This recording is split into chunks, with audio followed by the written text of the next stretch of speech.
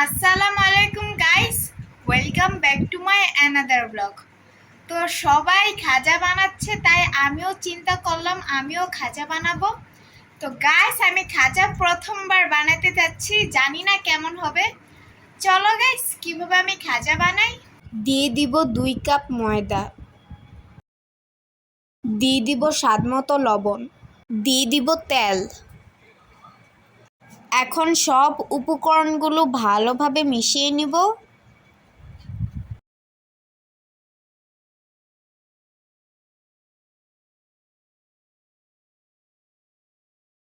Guys, সব উপকরণগুলো ভালোভাবে মেশানো হয়েছে কিনা তা চেক করার জন্য তোমরা আমার মতো এভাবে হাতে মুঠো করে দেখতে পারো।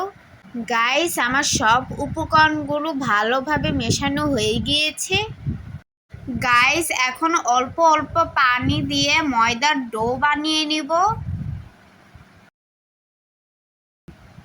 গাইস, অল্প অল্প পানি দিয়ে পরিমাণ মতো ময়দার ডোটা বানিয়ে নিতে হবে। গাইস, এখানে আরেকটু পানি লাগবে, সেজন্য আমি আরেকটু পানি দিয়ে দিচ্ছি। গাইস, অল্প অল্প করে পানি দিয়ে আমি ময়দার সফট ডো বানিয়ে নিয়েছি। দেখতে পারছো ময়দার ডোটা কতটা সফট হয়েছে। এখন এই ডোটা 10 মিনিটের জন্য রেখে দিব। এখন দিয়ে দিব 1.5 কাপ চিনি, দিয়ে দিব 1 কাপ পানি। এখন নাড়িয়ে চাড়িয়ে চিনিগুলো মিশিয়ে চিনির শিরা করে নিব। গাইস, চিনির শিরাটা তৈরি হয়ে গিয়েছে, এখন চিনির শিরাটা নামিয়ে ঠান্ডা করে নিব। গাইস, 10 মিনিট হয়ে গিয়েছে, এখন আমি ঢাকনাটা উঠিয়ে নিব। এখন ময়দার ডোটা একটু মুতে নিব।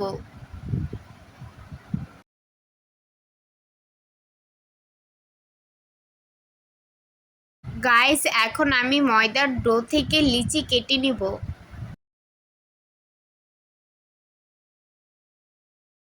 গাইস, এখানে আমি 8টা লিচি কেটে নিয়েছি। গাইস, এখন আমি লিচির উপর ময়দা ছিটিয়ে দিব। এখন এটা আমি রুটির মতো বেলে নিব।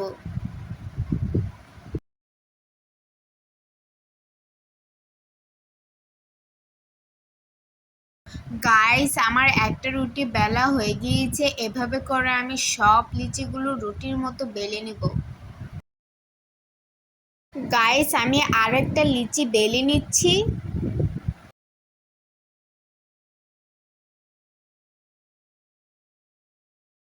গাইস, এভাবে করে আমার আরেকটা রুটি বেলা হয়ে গিয়েছে। গাইস, আমার সব লিচিগুলো বেলা হয়ে গিয়েছে। গাইস, এখন আমি একটা রুটি নিয়ে নিব, দিয়ে দিব 1 চামচের মতো তেল।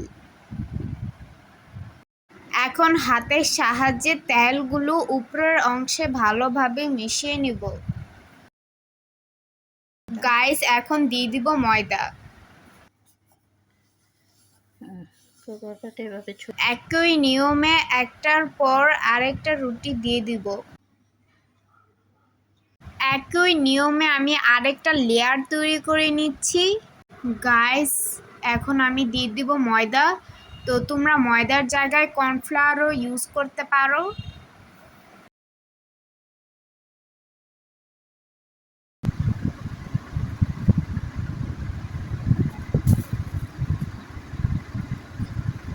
এখন এটা রোল করে নেওয়ার পালা। রোলটা করতে পারবো না, সেজন্য আম্মু আমাকে হেল্প করছে।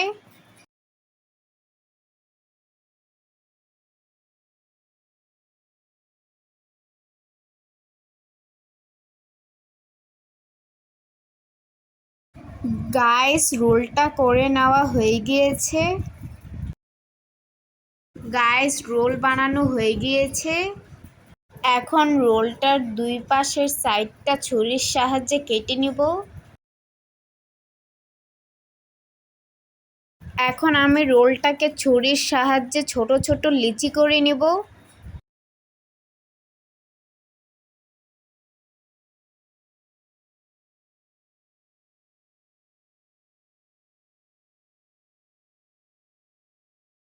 ছোট ছোট করে রোলটাকে কেটে নিব। গাইস আমার সবগুলো খাজা কাটা হয়ে গিয়েছে। এখন এটাকে হালকা হাতে প্রেস করে নিতে হবে। এইভাবে সবগুলো হালকা হাতে প্রেস করে নিব। এরপর একটু বেলে নিব। এভাবে করে সবগুলো করে নিতে হবে।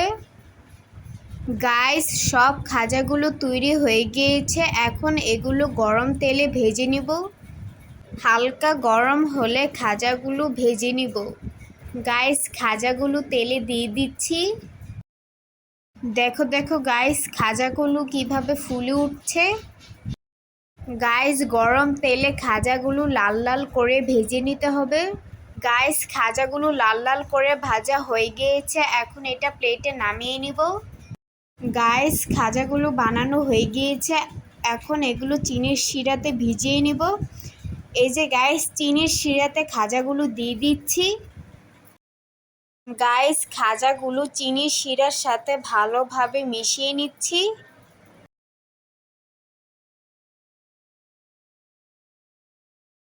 গাইস খাজাগুলো চিনির শিরার সাথে ভালোভাবে মেশানো হয়ে গিয়েছে। এখন এগুলো প্লেটে নামিয়ে নিব। গাইস বানিয়ে ফেললাম খাজা। দেখে তো মনে হচ্ছে খাজাগুলো দেখতে অনেক সুন্দর আর লোভনীয় লাগছে। গাইস এখন আমি একটা খাজা ভেঙে দেখাবো খাজার ভিতরটা কতটা ক্রিস্পি হয়েছে। দেখো দেখো গাইস খাজার ভিতরটা দেখতে কতটা ক্রিস্পি লাগছে। গাইস বানিয়ে ফেললাম খাজা।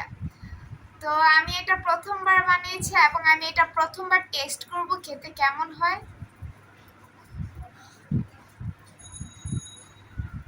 দেখে তো মনে হচ্ছে খেতে অনেক মজা হবে। বিসমিল্লাহ।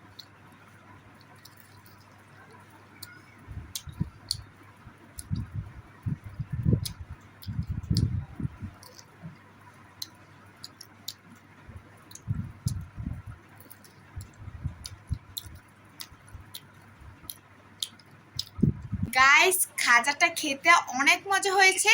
তোমরা চাইলে বাসায় এটা ট্রাই করতে পারো। আজকের এই ব্লগটা তোমাদের কাছে কেমন লেগেছে অবশ্যই like comment share and please subscribe করে দিবেন। টাটা।